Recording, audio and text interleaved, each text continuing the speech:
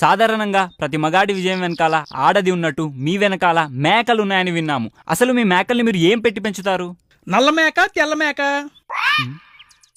నల్ల మేకని. నల్ల మేక అయితే గడ్డి పెట్టి పెంచుతాను. ఓ, మరి తెల్ల మేకని? దానికేమైనా చికెన్ బిర్యానీ పెడతానేటి, దానికి ఆ గడ్డి పెట్టి పెంచుతాను.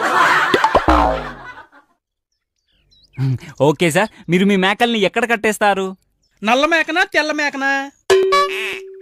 నల్ల మేకని సార్. నల్ల మేకనైతే మా వాకిట్లో కడతాను. ఓహో, మరి తెల్ల మేకని?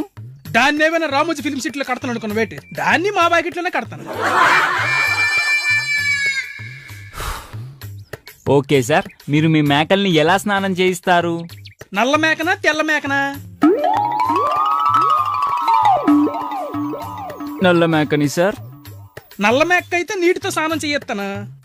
ఓహో, మరి తెల్ల మేకని?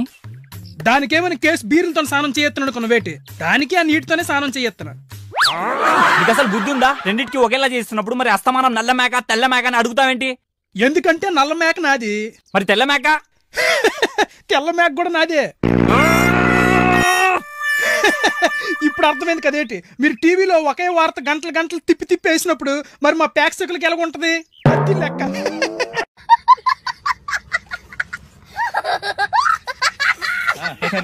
ఏం రాసావు చదివాడు? టైటిల్ పేదవాడు, బ్రాకెట్ లో రిచ్ మ్యాన్. ఫస్ట్ దొబ్బింది. పేదవాడని టైటిల్ పెట్టి మధ్యలో రిచ్ మ్యాన్ అంటే ఎదవా? అదే మరి, నువ్వు 24 అట్లా టైటిల్ కి క్యాప్షన్ కి అస్సలు సంబంధం ఉండకూడదు. మీరు ఊరుకోండి, నువ్వే రాసో చెప్పు నాన్న. అనకనక ఒక పేద కుటుంబం. ఆ కుటుంబంలో తండ్రి చాలా పేదవాడు, తల్లి కూడా పేదదే. వాళ్ళ పిల్లలు తోటమాలి, వంటవాడు, ఆఖరికి కార్ డ్రైవర్ కూడా పేదవాడే. పాపం వాళ్ళు తినడానికి చికెన్ బిర్యానీ కూడా దొరక్క ఆకలితో ఏసీ కార్లో వెళ్తుండగా పందేదవా 20 మంది పనోళ్ళు ఏసీ కార్లు ఉన్నోళ్ళు పేదోళ్ళ. ఇది రాయడానికి నువ్వు స్కూల్ ఎగదొప్పుతావా? పైగా థింకింగ్ టెన్షన్ పడుతున్నావు. టెన్షన్ పడకు, నువ్వు ఫెయిల్ అయిపోలే. నీకెలా తెలుసు? తెలిసేంతే, 3 సబ్జెక్టులు పోయినాయి. అంటే మిగతా 3 సబ్జెక్టులు పాస్ అయిపోయానా? మా తల్లి నిన్ను ఆదర్శంగా తీసుకుంటే ఆత్మహత్యలన్నీ అయిపోతాయి. ఏదో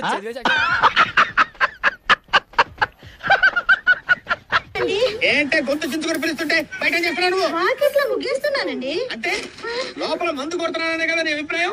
ఏమండి, ముగ్గుకి పెగ్గుకి ఏమైనా సంబంధం ఉందా? అయినప్పుడు నేను చెప్తున్నాను, నాకు ఈ దరిద్రుడు వద్దని.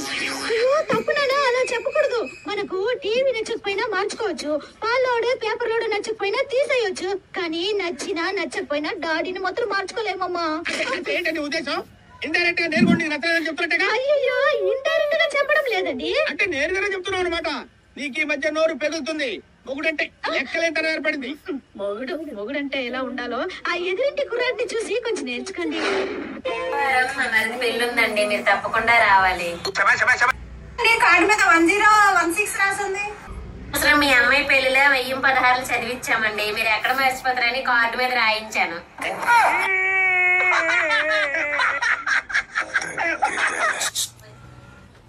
ఈ ఫోటోలో ఉన్న వ్యక్తిని ఎక్కడ చూసావా?